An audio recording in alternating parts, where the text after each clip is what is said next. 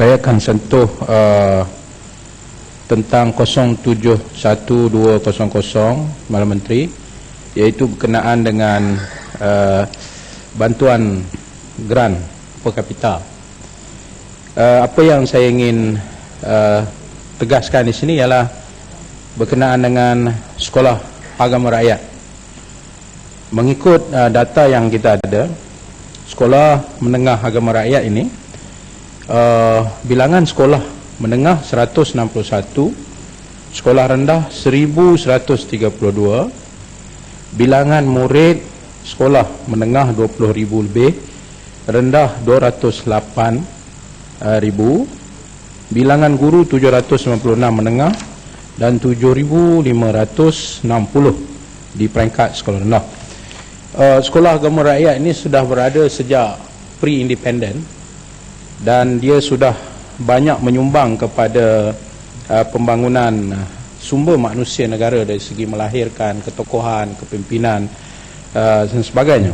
Persoalan saya ialah sejak daripada bantuan per kapita itu ditarik balik pada zaman mantan Perdana Menteri yang lalu, iaitu Tun Dr. Mahathir, apa kedudukan dia hari ini dari segi bagaimana sekolah-sekolah agama rakyat ini boleh kita bagikan satu suntikan dan dibangunkan tanpa kita kompromi untuk kita letak syarat-syarat sehingga menyebabkan hilang identiti asal sekolah agama rakyat, di mana ibu bapa mengantar anak-anak mereka di sekolah ini untuk belajar agama yang mempunyai pendekatan dia yang tersendiri.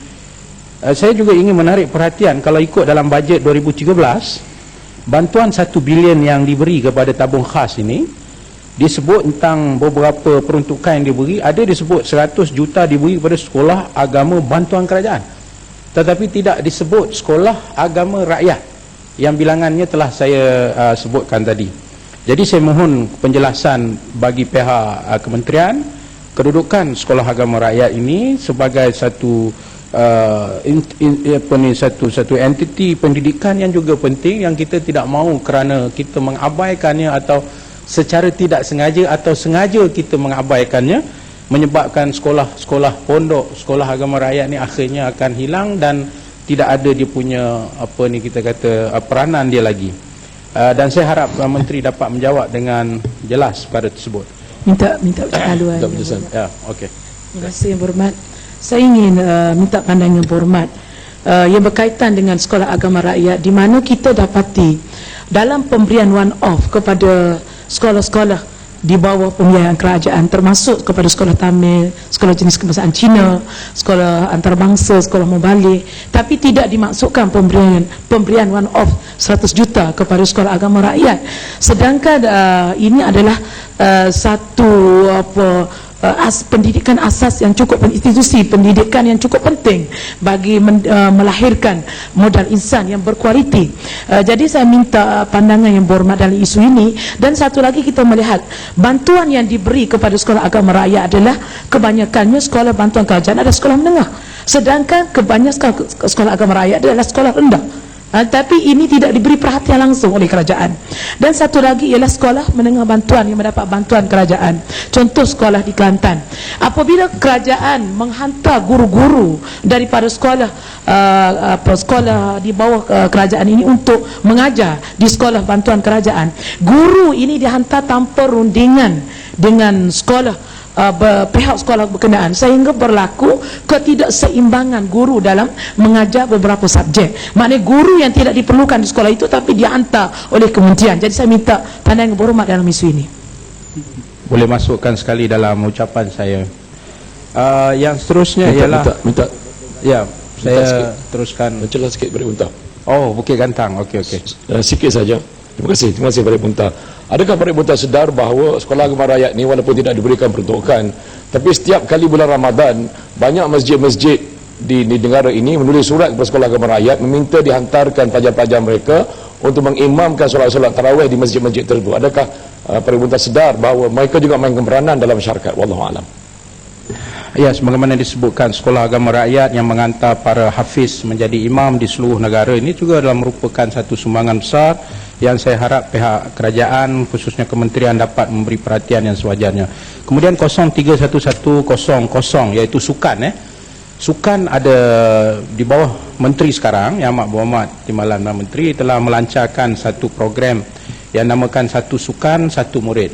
Memang dari segi satu pendekatan yang baik, cuma apa yang saya nak soalkan di sini ialah bagaimana kemudahan dari segi infrastruktur dan pelaksanaan satu murid satu sukan ini kadang-kadang menyebabkan guru dan sekolah serta murid-murid terpaksa menanggung kos yang agak tinggi dalam mereka nak melaksanakan program-program dari segi belanja dan sebagainya. Jadi saya minta supaya pada waktu yang sama ada satu program ini, iaitu Satu Sukan Satu Murid, kita juga kenalah memberikan peruntukan yang sesuai untuk pelaksanaan program itu di peringkat operasi di sekolah-sekolah.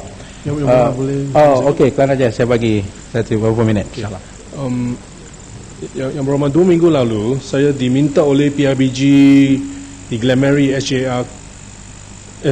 SRJKT Glenmary untuk dana untuk menyokong hari sukan mereka.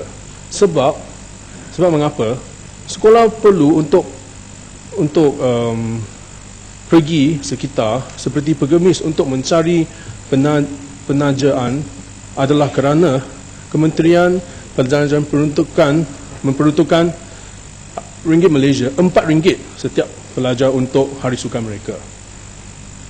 Glenmary SRJKT Glenmary ini mempunyai kira-kira 100 orang pelajar.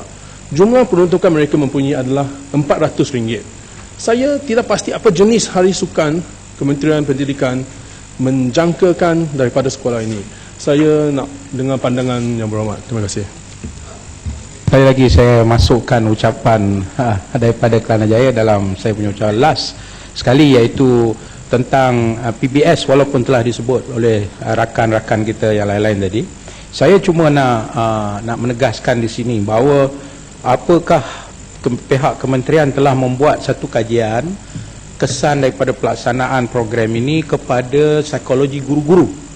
Sebagaimana yang saya sebut tadi, isteri saya sendiri seorang guru, malam mereka bangun untuk key in semua data, tetapi tak dapat nak key in sebab program hanging. Esok pergi sekolah dalam keadaan yang letih, kemudian mereka terpaksa mengajar. Jadi bagi saya ini satu benda yang agak memberikan, ada setengah saya dimaklumkan, saya tak tahu, ada yang kata darah tinggi, ada yang kata sakit jantung, ada yang kata stres sampai bergaduh suami isteri. Dan saya tak berlaku gitulah. Ni orang cerita yang lain ni. Saya alhamdulillah lah.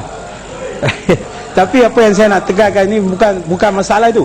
Masalahnya ialah guru-guru. Guru-guru yang saya minta bagi pihak kementerian tolong buat sikit kajian.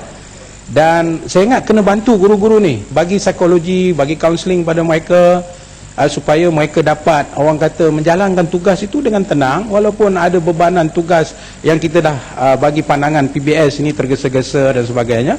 Infrastruktur dari segi teknologi maklumat, nak key in data pun tak boleh, banyak sangat dah komplain satu Malaysia benda-benda ni. Saya rasa kementerian kena ambil serius semua aduan-aduan ini yang mewakili bagi pihak guru-guru, supaya buat catatan dan tolonglah orang kata berdepan perkara ini dengan realistik. Dan yang penting ialah apa kaedah psikologi untuk meringankan beban mereka, tekanan kerja mereka dan segala apa yang mereka hadapi daripada pelaksanaan PBS ni. Sekian, terima kasih.